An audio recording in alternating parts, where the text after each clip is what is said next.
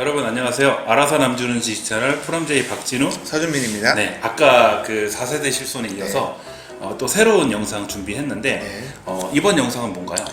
요즘에 보험금 청구를 하면은 네. 보험회사에서 보험금 지급을 못한대요. 뭐 추가서를 발급해오래요. 라는 문의가 너무 많아요. 그게 저도 청구를 많이 하는데 그런 빈도수가 정말 많아졌습니다. 네. 왜 그런 건가요? 두 가지 이유가 있어요. 네. 일단 첫 번째는 보험회사의 손해율이 너무 커서 네. 손해를 좀 막으려는 게 있고요. 네. 두 번째는 병원 과잉 진료도 너무 좀 심해서 네. 그것 때문에 철저하게 좀 이제 보겠다 이런 것 같아요. 네. 둘 다 좀 심한 문제이긴 하죠. 네. 대표적인 그러면 거 있잖아요. 대표적인 거. 대표적인 거 뭐가 있나요? 뭐 도수치료. 네. 흔히들 많이 하는 영양제 주사, 링거 맞는 거, 그리고 요즘 최고의 이슈, 백내장 수술, 이렇게 세 가지가 제일 많죠, 뭐. 예. 백내장은 안 그래도 지금 기존 실비를 가지고 있었던 분들도 고민을 많이 하시는 이제 상황인데, 자 그러면 이거 어떤 식으로 처리를 좀 해야 될까요? 그러니까 일단은 뭐 쉽게 얘기해서 우리가 어떤 병에 걸렸어요. 네. 꼭 수술하는 거 아니잖아요. 그렇죠. 우리 몸속에 있는 백혈구, 자가 면역이 되기 때문에 네. 자연 치유되는 경우도 많이 있잖아요. 그렇죠. 그러니까 백내장도 백내장 진단은 받지만 이게 뭐 나이가 들면서 어떤 자연스러운 결과일 수도 있고 정말 이상이 심각해서 수술을 안 받으면 일상생활 장애가 있을 수도 있잖아요. 그렇죠? 근데 백내장 수술 진단 받으면 실비보험 청구된다 다 한다라는 거예요. 그렇죠. 근데 보험회사에서는 소비자가 백내장 수술했을 때 꼭 수술을 해야지 되는지를 보겠다라는 거예요. 일상적으로 꼭 수술해야 할 정도가 아닌데 수술했다. 그러면 보험 지급 안 주겠다라는 거예요. 그 기준이 좀 애매모호하긴 그쵸. 한데 확실한 거는 그 백내장 청구가 앞으로는 점점 더 어려질 거란 말씀을 드리네요. 네. 그래서 이게 제일 심각한 게 뭐냐면 나는 꼭 백내장 수술할 마음이 없었어요. 근데 병원에서 수술하면 백내장 수술비 보험금 탈 수 있다 라고 했어. 시력도 좋아진다. 네. 수술했어. 네. 보험금 청구했는데 보험금 안 안 주는 거예요. 그렇죠. 이런 사례들이 지금 너무 많아요. 이게 한 3월 달부터 좀 이슈화 돼서 점점 그런 것 같아요. 최근에도 뭐 제 고객 사시가 있었어요. 네. 병원에 갔더니 사시술 실비 된다. 네. 소견서 써주겠다. 근데 보험금 안 나왔어요. 병원에 따졌죠. 네. 그거 남불날 하는 거예요, 병원에서. 그렇죠. 네. 이런 거 너무 많아요. 네. 유의사항은 뭐냐면 일단은 뭐 그 검사 결과지랑 이런 거 다 이제 보험회사에 제출해야 되거든요. 네네네. 그렇기 때문에 일단 본인이 아실 거예요. 내가 진짜 이게 심각한지 이상의 장애가 있는지 없는지. 그리고 그렇다고 해서 수술하게 되는 경우에는요. 검사 결과지 같은 경우 전부 다 준비를 하셔야 되고요. 의사소견서 제대로 받으셔야 되고요. 그 준비를 좀 하셔야 될 것 같아요.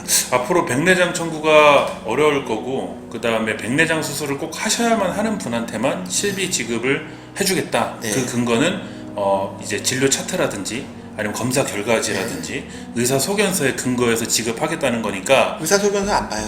그 의사소견이고 자기네가 판단하겠다는 판단하겠다는 거니까 애지간하면 진짜 해야 되는 거 아니면은 굳이 요즘에 좀 안 하시는 게 돼요. 좀 좋을 것 같고 차후 이 건은 대부분 판례 보고 나서 나중에 또 저희가 소비자들에게 전달 드리면 될 문제인 것 같고요.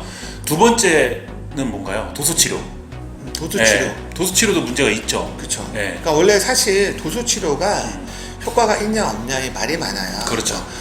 원래 도수치료 같은 경우는 물리치료라든지 이런 거 좀 받아보고 이거를 좀 수주간 받아봤는데도 호전이 안 보일 때 그때 이제 도수치료를 하고 뭐 이런 건데 요새는 병원에 가서 뭐 어디 통증이 있다. 실비보험 있어요?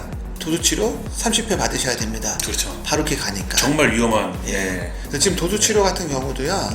지금 예전에 제 3기관에 의뢰를 해서 MRI 찍어서 아니면 검사 결과 다 보겠다라는 거예요. 그 의료자문을 구하겠다는 건데 너무 의료자분도 남발하는 문제가 있긴 한데 맞아요. 일단은 도수치료를 꼭 받으셔야 되는 분들만 추려보겠다 이런 그러니까 내용이거든요. 일단 제가 봐서 한 10회 정도는 줘요 잘. 물어봐요. 도수치료 청구하면 처음에 계속 받으시나요? 아니요, 뭐 한 앞으로 서너 번만 받으면 끝날 것 같아. 이러면 잘 줘요. 그렇죠. 10회가 넘어가잖아요. 그러면 그때부터 이제 보험사에서 더 이상 보험 지급 안 하려고 엄청나게 까다롭게 봅니다. 예전에 뭐 3, 40회였는데 요즘에 10회만 넘어가면 좀 까다롭게 보나요? 그렇죠. 그래서 일단은 제가 봤을 때는 도수치료를 꾸준히 받았을 때 호전이 되고 있다는 기록이 되게 중요해요. 그렇죠.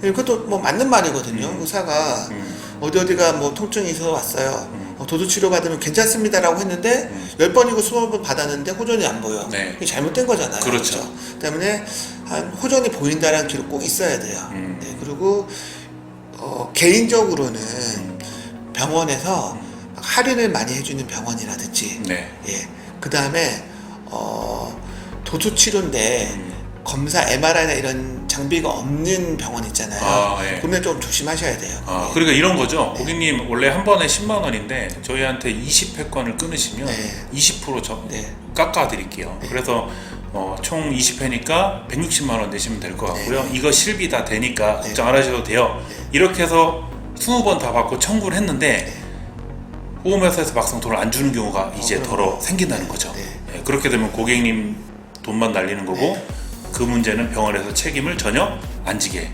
되니까 이런 부분을 좀 조심하셔야 될 것 같네요. 그리고 야간 진료로 도수치료 해주는 병원들이 있어요. 여기도 보험회사에서 집중적인 타겟이거든요.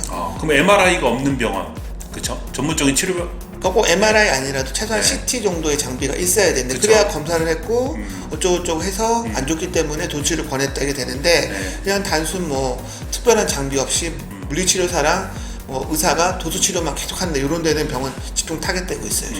조심하셔야겠네요. 네.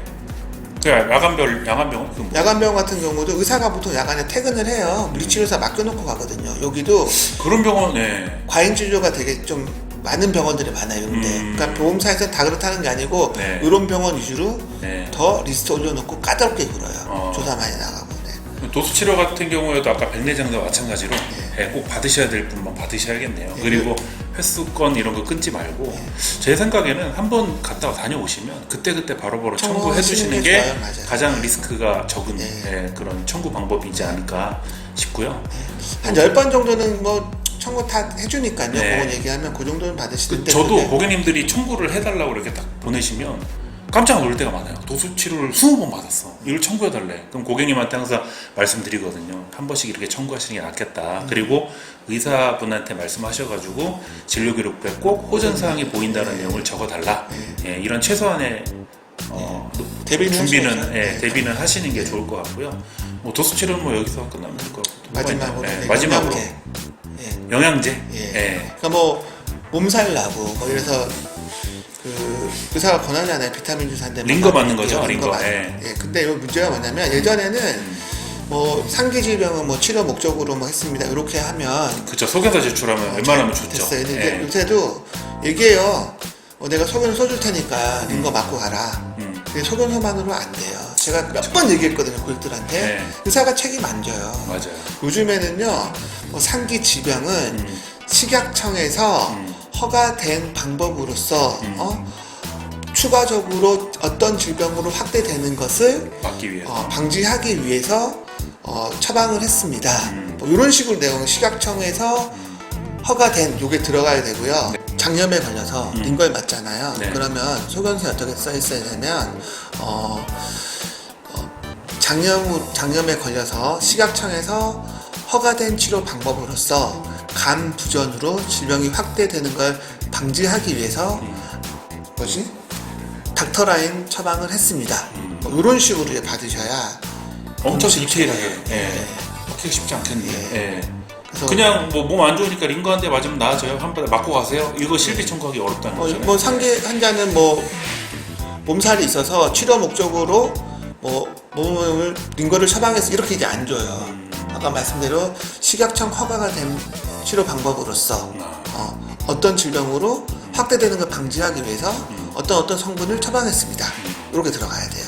이제 진짜 영양제도 쉽지 않겠네요. 예전에 같은 경우에는 그냥 병원만 갔을 때 몸 안 좋으니까 링거 한 대 놔주세요 하고 실비 청구하면 다 줬던 시기가 있었는데 좀 쉽지 않아요. 그럼 앞으로 어떻게 그거는 뭐 방법이 없네요. 이렇게 써달라고 하면 생각도 잘 써줘요. 그러니까 처음부터 병원에 가서 링거 맞을 건데 소견서 이런 식으로 써줄 수 있냐? 그리고 얘기를 하고 확인하신 다음에 링거를 맞으시고요.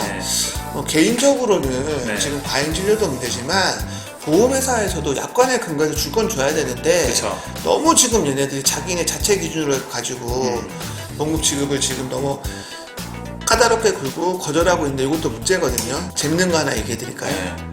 지금 보습크림 있죠. 네. 일부 보험회사는요. 네. 피부 건조증 보상 안 해요. 보습크림을 보상 안 한다고요? 그러니까 아토피라든지 이런 건 보상되는데 네. 피부 건조증으로 보습크림 처방받은 거는 보상을 안 해요. 왜 그러죠? K모 보험회사고요. 네. 그 다음에 부위 있죠. 네. 이게 앞면에 있냐, 네. 팔에 있냐, 부위에 따라서 주 1회만 보상한다, 2주에 한 번 보상한다, 한 달에 보상, 이거 자체 기준 다 만들었어요. 놨어요. 근데 이거 약관 어디에도 그런 근거는 없거든요. 네네네. 자기네들 마음 만들어서 그렇게 보험칙을 안 하고 있어요, 지금.